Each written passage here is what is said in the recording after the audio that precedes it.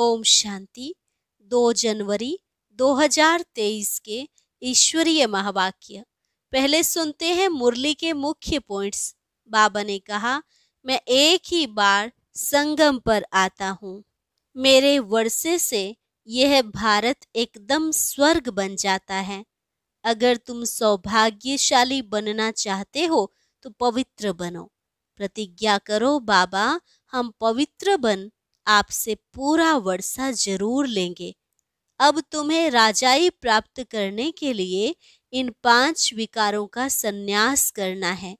सतयुग त्रेता में तुम सब सौभाग्यशाली थे, यहाँ बने हो दुर्भाग्यशाली। सब रोते पीटते रहते हैं। अभी बाप फिर से तुमको सौभाग्यशाली बनाने आए हैं। यहाँ तुम्हारा तन भी छीछी हो गया है और दुनिया भी छीछी है, इसलिए इस कब्रिस्तान से कभी दिल नहीं लगाना। सिर्फ बाप और वर्षे से दिल लगाना है। फिर बाबा ने कहा, अब तुम इन विकारों को छोड़ो तो मैं तुमको स्वर्ग का मालिक अवश्य बनाऊंगा, लेकिन मेरा बनकर कभी कुल कलंकित नहीं बनना। यहाँ तुम शूद्र से बदल ब्राह्मण बने हो। जो ब्राह्मण धर्म में आएंगे वही मम्मा बाबा कहेंगे। अगर थोड़ा भी कोई सुनते हैं तो वे स्वर्ग में जरूर आएंगे, परंतु कम पद पाएंगे।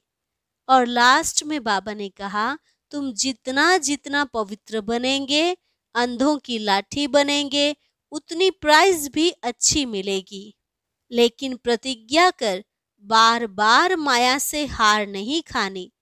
अगर 2-4 बारी माया का घूसा खाकर फिर गिरा तो ना पास हो जाएगा, फिर स्वर्ग का पासपोर्ट भी कैंसिल हो जाएगा। और अब सुनते हैं महावाक्यों को विस्तार से। मुरली का सार। मीठे बच्चे, तुम राज ऋषि हो। तुम्हें बेहद का बाप सारी पुरानी दुनिया का संन्यास सिखलाते हैं, जिससे तुम राजाई पद पा सको। प्रश्न, इस समय किसी भी मनुष्य के कर्म अकर्म नहीं हो सकते हैं, क्यों? उत्तर, क्योंकि सारी दुनिया में माया का राज्य है। सब में 5 विकार प्रवेश हैं, इसलिए मनुष्य जो भी कर्म करते हैं वह विकर्म ही बनता है। सतयुग में ही कर्म अकर्म होते हैं, क्योंकि वहां माया होती नहीं। दूसरा प्रश्न, किन बच्चों को बहुत अच्छी प्राइज मिलती है? उत्तर, जो श्रीमत पर पवित्र बन अंधों की लाठी बनते हैं, कभी 5 विकारों के वश हो कुल कलंकित नहीं बनते, उन्हें बहुत अच्छी प्राइज मिल जाती है। अगर कोई बार बार माया से हार खाते हैं तो उनका पासपोर्ट ही कैंसिल हो जाता है। गीत। ओम नमो शिवाय। ओम शांति। सबसे उच्च है परम पिता परमात्मा, अर्थात परमात्मा। वह है रचयिता। पहले ब्रह्मा विष्णु शंकर को रचते हैं, फिर आओ नीचे अमर लोक में। वहां है लक्ष्मी नारायण का राज्य। सूर्यवंशी का राज्य चंद्रवंशी का नहीं है। यह कौन समझा रहे हैं? ज्ञान का सागर। मनुष्य मनुष्य को कब समझा न सके। बाप सबसे उच्च है, जिसको भारतवासी मात पिता कहते हैं। तो जरूर प्रैक्टिकल में मात पिता चाहिए। गाते हैं तो जरूर कोई समय हुए होंगे। तो पहले उच्च ते उच्च है वह निराकार परम पिता परमात्मा। बाकी तो हर एक में आत्मा है। आत्मा जब शरीर में है तो दुखी व सुखी बनती है। यह बड़ी समझने की बातें हैं। यह कोई दंत कथाएं नहीं है। बाकी जो भी गुरु गोसाई आदि सुनाते हैं वह सब दंत कथाएं हैं। अब भारत नरक है। सतयुग में इनको स्वर्ग कहा जाता है। लक्ष्मी नारायण राज्य करते थे, वहां सब सौभाग्यशाली रहते थे। कोई दुर्भाग्यशाली थे ही नहीं। कोई भी दुख रोग था ही नहीं। यह है पाप आत्माओं की दुनिया। भारतवासी स्वर्गवासी थे, लक्ष्मी नारायण का राज्य था। श्री कृष्ण को तो सभी मानते हैं। देखो, इनको 2 गोले दिए हैं। श्री कृष्ण की आत्मा कहती है, अब मैं नरक को लात मार रहा हूँ, स्वर्ग हाथ में लाया हूँ। पहले कृष्णपुरी थी, अब कंसपुरी है। इसमें यह श्री कृष्ण भी है। इनके 84 जन्मों के अंत का यह जन्म है, परंतु अब वह श्री कृष्ण का रूप नहीं है। यह बाप बैठ समझाते हैं। बाप ही भारत को स्वर्ग बनाते हैं। अब नरक है, फिर स्वर्ग बनाने बाप आए हैं। यह पुरानी दुनिया है। जो नई दुनिया थी, अब वह पुरानी है। मकान भी नए से पुराना होता है, आखरीन तोड़ने लायक हो जाता है।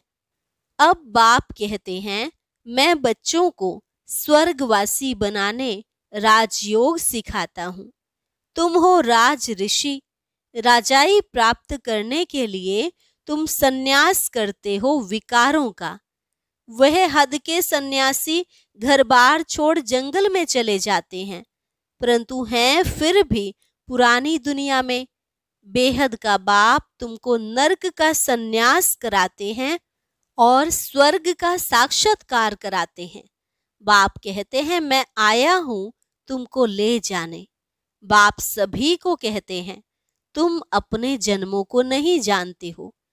यह तो जरूर है, जो जैसा कार्य करेगा, अच्छा व बुरा, उस संस्कार अनुसार जाकर जन्म लेंगे। कोई साहूकार, कोई गरीब, कोई रोगी, कोई तंदुरुस्त बनते हैं। यह है अगले जन्मों के कर्मों का हिसाब। कोई तंदुरुस्त है, जरूर आगे जन्म में हॉस्पिटल आदि बनाए होंगे। दान पुण्य जास्ती करते हैं तो साहूकार बनते हैं। नरक में मनुष्य जो भी कर्म करते हैं, वह जरूर विकर्म ही बनेंगे, क्योंकि सब में 5 विकार हैं। अब सन्यासी पवित्र बनते हैं, पाप करना छोड़ देते हैं, जंगल में जाकर रहते हैं, परंतु ऐसे नहीं, उनके कर्म अकर्म होते हैं। बाप समझाते हैं, इस समय है ही माया का राज्य, इसलिए मनुष्य जो भी कर्म करेंगे वह पाप ही होंगे।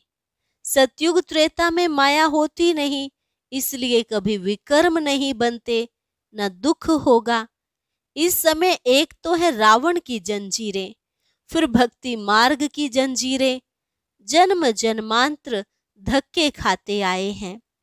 बाप कहते हैं, हमने आगे भी कहा था कि इन जप तप आदि से मैं नहीं मिलता हूँ।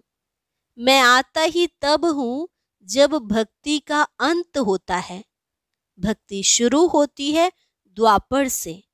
मनुष्य दुखी होते हैं तब याद करते हैं। सतयुग त्रेता में है सौभाग्यशाली और यहाँ है दुर्भाग्यशाली। रोते पीटते रहते हैं, अकाले मृत्यु होता रहता है। बाप कहते हैं, मैं आऊंगा तब जब नरक को स्वर्ग बनना है। भारत प्राचीन देश है, जो पहले थे उनको ही अंत तक रहना है।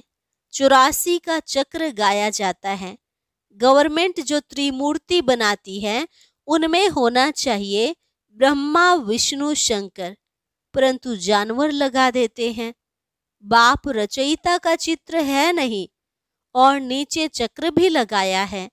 वे समझते हैं चरखा है, परंतु है ड्रामा सृष्टि का चक्र। अब चक्र का नाम रखा है अशोक चक्र। अब तुम इस चक्र को जानने से ही अशोक बन जाते हो। बात तो ठीक है, सिर्फ उलट पुलट कर दिया है। तुम इस 84 जन्मों के चक्र को याद करने से ही चक्रवर्ती राजा बनते हो 21 जन्मों के लिए। इस दादा ने भी 84 जन्म पूरे किए हैं। यह श्री कृष्ण का अंतिम जन्म है। इनको बाप बैठ समझाते हैं, वास्तव में तुम सबका अंतिम जन्म है। जो भारतवासी देवी देवता थे उन्होंने ही पूरे 84 जन्म भोगे हैं। अभी तो सबका चक्र पूरा होता है। अब यह तुम्हारा तन छीछी हो गया है, यह दुनिया ही छीछी है, इसलिए तुमको इस दुनिया से संन्यास कराते हैं। इस कब्रिस्तान से दिल नहीं लगानी है, अब बाप और वर्षे से दिल लगाओ। तुम आत्मा अविनाशी हो, यह शरीर विनाशी है। अब मुझे याद करो तो अंतमति सो गति हो जाएगी। गायन भी है, अंत काल जो श्री सिमरे। अब बाप कहते हैं अंत काल जो शिव बाबा सिमरे वह नारायण पद प्राप्त कर सकता है। नारायण पद मिलता ही है सतयुग में। बाप के सिवाय यह पद कोई दिला न सके। यह पाठशाला है ही मनुष्य से देवता बनने की। पढ़ाने वाला है बाप, जिसकी महिमा सुनी ओम नमो शिवाय। तुम जानते हो हम उनके बच्चे बन गए हैं, अब वर्षा ले रहे हैं। अब तुम मनुष्य मत पर नहीं चलते। मनुष्य मत पर चलने से तो सब नरकवासी बन गए हैं। शास्त्र भी मनुष्यों के ही गाए हुए हैं अथवा बनाए हुए हैं। सारा भारत इस समय धर्म भ्रष्ट, कर्म भ्रष्ट बन पड़ा है। देवताएं तो पवित्र थे। अब बाप कहते हैं अगर सौभाग्यशाली बनना चाहते हो तो पवित्र बनो। प्रतिज्ञा करो बाबा हम पवित्र बन आपसे पूरा वर्षा जरूर लेंगे। यह तो पुरानी पतित दुनिया खत्म होने वाली है। लड़ाई झगड़ा क्या क्या लगा पड़ा है। क्रोध कितना है। बोम्स कितने बड़े बड़े बनाए हैं। कितने क्रोधी लोभी हैं। वहां श्री कृष्ण कैसे गर्भ महल से निकलते हैं सो तो बच्चों ने साक्षात्कार किया है। यहाँ है गर्भ जेल। बाहर निकलने से माया पाप कराने लग पड़ती है। वहां तो गर्भ महल से बच्चा निकलता है, रोशनी हो पड़ती है, बड़े आराम से रहते हैं।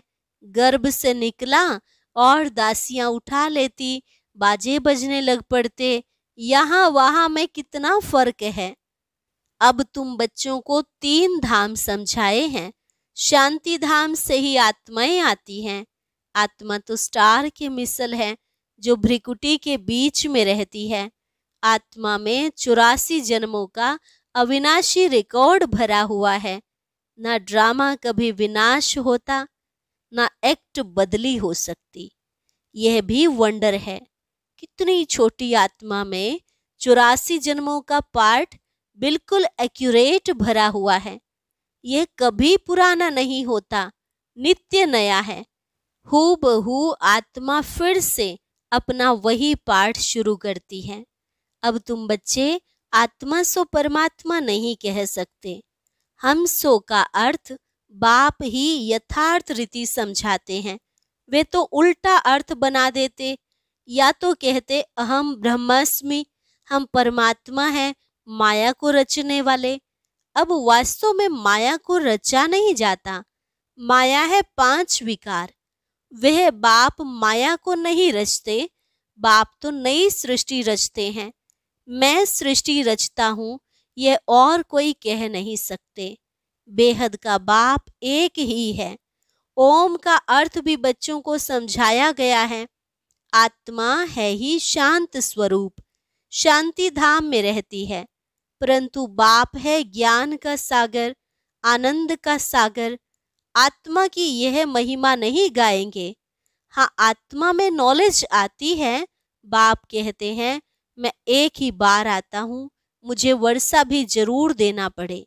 मेरे वर्षे से भारत एकदम स्वर्ग बन जाता है। वहाँ पवित्रता, सुख, शांति सब कुछ था। यह है बेहद के बाप का सदा सुख का वर्षा। पवित्रता थी तो सुख शांति भी थी। अभी अपवित्रता है तो दुख अशांति है। बाप बैठ समझाते हैं तुम आत्मा पहले पहले मूल वतन में थी, फिर देवी देवता धर्म में आई, फिर क्षत्रिय धर्म में आई, 8 जन्म सतो प्रधान में, फिर 12 जन्म सतो में, फिर 21 जन्म द्वापर में और फिर 42 जन्म कलयुग में। यहाँ शूद्र बन पड़े। अब फिर ब्राह्मण वर्ण में आना है, फिर देवता वर्ण में जाएंगे। अब तुम ईश्वरीय गोद में हो। बाप कितना अच्छी रीति समझाते हैं। 84 जन्मों को जानने से फिर उसमें सब कुछ आ जाता है। सारे चक्र का ज्ञान बुद्धि में है। यह भी तुम जानते हो, सतयुग में है एक धर्म, वर्ल्ड ऑलमाइटी अथॉरिटी राज्य। अब तुम लक्ष्मी नारायण पद पा रहे हो। सतयुग है पावन दुनिया, वहां बहुत थोड़े होते हैं, बाकी सब आत्माएं मुक्ति धाम में रहती हैं। सबका सदगति दाता एक ही बाप है, उनको कोई जानता ही नहीं, और ही कह देते हैं कि परमात्मा सर्वव्यापी है। बाप कहते हैं तुमको किसने कहा? कहते हैं गीता में लिखा हुआ है। गीता किसने बनाई? भगवानुवाच मैं तो इस साधारण ब्रह्मा तन का आधार लेता हूँ। लड़ाई के मैदान में अर्जुन को कैसे बैठ ज्ञान सुनाएंगे? तुमको कोई लड़ाई व जुआ आदि थोड़े ही सिखाया जाता है। भगवान तो है ही मनुष्य से देवता बनाने वाला। वह कैसे कहेंगे कि जुआ खेलो, लड़ाई करो? फिर कहते द्रौपदी को 5 पति थे। यह कैसे हो सकता? कल्प पहले बाबा ने स्वर्ग बनाया था, अब फिर से बना रहे हैं। श्री कृष्ण के 84 जन्म पूरे हुए। यथा राजा रानी तथा प्रजा, सबके 84 जन्म पूरे हुए। अब तुम शूद्र से बदल ब्राह्मण बने हो। जो ब्राह्मण धर्म में आएंगे वही मम्मा बाबा कहेंगे, फिर भले कोई माने व ना माने। समझते हैं हमारे लिए मंजिल ऊंची है, फिर भी कुछ न कुछ सुनते हैं तो स्वर्ग में जरूर आएंगे, परंतु कम पद पाएंगे। वहां यथा राजा रानी तथा प्रजा सब सुखी रहते हैं। नाम ही है heaven. Heavenly God father heaven स्थापन करते हैं। यह है हेल। सब सीताओं को रावण ने जेल में बांध रखा है। सभी शोक में बैठ भगवान को याद कर रहे हैं कि इस रावण से छुड़ाओ। सतयुग है अशोक वाटिका। जब तक सूर्यवंशी राजधानी तुम्हारी स्थापन नहीं हुई है, तब तक विनाश नहीं हो सकता। राजधानी स्थापन हो, बच्चों की कर्मातीत अवस्था हो, तब फाइनल लड़ाई होगी। तब तक रिहर्सल होती रहती है। इस लड़ाई के बाद स्वर्ग के गेट खुलने वाले हैं। तुम बच्चों को स्वर्ग में चलने लायक बनना है। बाबा पासपोर्ट निकालते हैं। जितना जितना पवित्र बनेंगे, अंधों की लाठी बनेंगे, तो प्राइज भी अच्छी मिलेगी। बाबा से प्रतिज्ञा करनी है, मीठे बाबा हम आपकी याद में जरूर रहेंगे। मुख्य बात है पवित्रता की। 5 विकारों का दान जरूर देना पड़े। कोई हार खाकर खड़े भी हो जाते हैं। अगर 2-4 बारी माया का घूसा खाकर फिर गिरा तो नापास हो जाएगा, पासपोर्ट कैंसिल हो जाता है। बाप कहते हैं बच्चे कुल कलंकित मत बनो, तुम विकारों को छोड़ो। मैं तुमको स्वर्ग का मालिक अवश्य ही बनाऊंगा। अच्छा, मीठे मीठे सिकिलधे बच्चों प्रति मात पिता बाप दादा का याद प्यार और गुड मॉर्निंग। रूहानी बाप की रूहानी बच्चों को नमस्ते। रूहानी बच्चों की रूहानी बाप दादा को नमस्ते नमस्ते, गुड मॉर्निंग। शुक्रिया बाबा, शुक्रिया। धारणा के लिए मुख्य सार। पहली पॉइंट, सौभाग्यशाली बनने के लिए बाप से पवित्रता की प्रतिज्ञा करनी है। इस छीछी पतित दुनिया से दिल नहीं लगानी है। माया का घूसा कभी नहीं खाना है। कुल कलंकित नहीं बनना है। लायक बन स्वर्ग का पासपोर्ट बाप से लेना है। वरदान, मन को बिजी रखने की कला द्वारा व्यर्थ से मुक्त रहने वाले सदा समर्थ स्वरूप भव। मन को बिजी रखने की कला द्वारा व्यर्थ से मुक्त रहने वाले सदा समर्थ स्वरूप भव। जैसे आजकल की दुनिया में बड़ी पोजीशन वाले अपने कार्य की दिनचर्या को समय प्रमाण सेट करते हैं, ऐसे आप जो विश्व के नवनिर्माण के आधार मूर्त हो, बेहद ड्रामा के अंदर हीरो एक्टर हो, हीरे तुल्य जीवन वाले हो, आप भी अपने मन और बुद्धि को समर्थ स्थिति में स्थित करने का प्रोग्राम सेट करो। मन को बिजी रखने की कला संपूर्ण रीति से यूज करो तो व्यर्थ से मुक्त हो जाएंगे, कभी भी अपसेट नहीं होंगे।